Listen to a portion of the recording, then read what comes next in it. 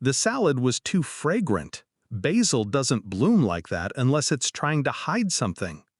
I smiled, fork in hand, and nodded at my mother-in-law across the table. "Delicious," I whispered, tasting only air. Then I placed the bowl near my sister-in-law's wine glass, my own untouched. Subtle. No one noticed. 35 minutes later, Mara clutched her stomach. Her mascara smeared when she leaned over the pristine linen tablecloth and vomited into her cloth napkin. She gasped for air, shaking, pupils blown wide. My mother-in-law froze. She wasn't looking at her daughter. She was looking at me. And that's when I knew she didn't mean for Mara to eat it. She meant it for me. I met Ethan at a gallery opening. His art was bland, but his smile wasn't.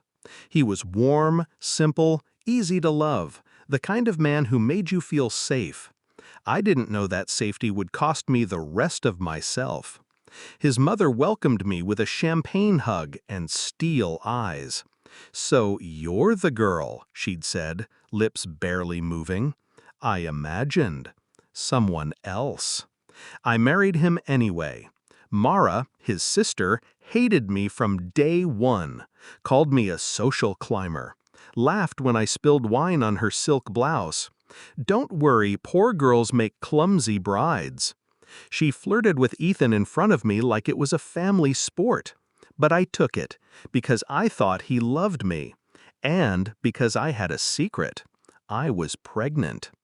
I lost the baby 3 months later. Stress, they said.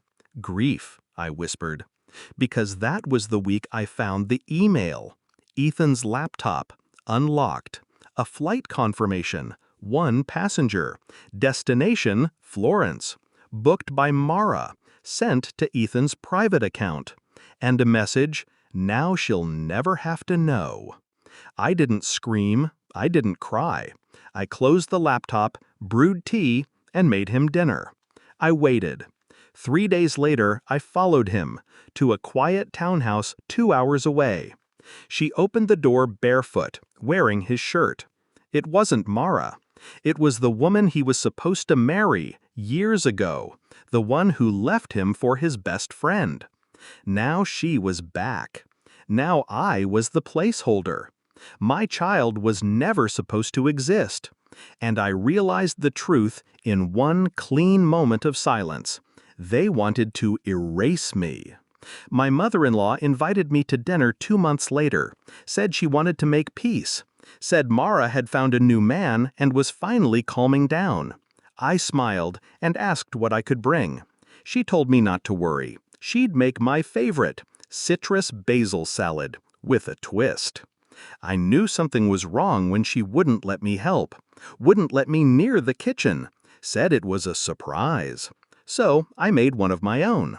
3 days before dinner, I had Ethan served with divorce papers. No warning. He called. I didn't answer. Instead, I filed a quiet injunction on our joint assets. He wouldn't know until his card stopped working. I gave the Florence email to my lawyer. Irreconcilable differences? No. Documented infidelity, fraudulent behavior. He'd be lucky to walk away with his toothbrush. That same day, I made a visit to Mara's office, handed her an envelope. Inside, a copy of their mother's revised will, the original, notarized version, before the edits, before my marriage, before she tried to erase me. She didn't know I had it, didn't know I'd become the executor, didn't know I had the power to reverse everything. At dinner, the salad was served first. Citrus, basil, almonds, and rue. An herb that, in the wrong amount, can cause severe gastrointestinal distress, or worse. It's banned in most kitchens, except for one upscale place in Tuscany, where Ethan's ex trained. I stirred my fork through the leaves, inhaled the scent, watched her eyes, watched the twitch, and I made the switch. Mara devoured it like a show pony trying to win gold. 35 minutes later, chaos. "Call an ambulance," someone shouted. I stood calmly, napkin on my lap. Her fiancé rushed in from the hallway, horrified. Ethan followed, late, disheveled, confused, already losing. I leaned into my mother-in-law's ear and whispered, "You should have picked a different herb." She didn't speak, didn't blink, just stared at her daughter curled up on the tile floor, shaking, moaning, a small red stain blooming on her white dress. She didn't move until the sirens came. Mara survived. She'll need months to recover, but she'll walk again, eventually. And the lab reports made it clear. Someone had tampered with the food. But no charges were filed.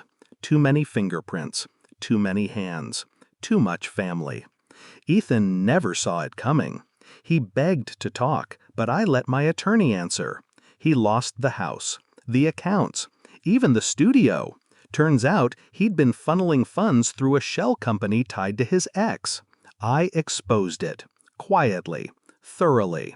The press had a field day. I didn't say a word. Now, when I walk past the gallery downtown, his name's been scrubbed from the glass, replaced by a young woman's exhibit, someone I mentored. My revenge wasn't rage. It wasn't loud. It was exact. They took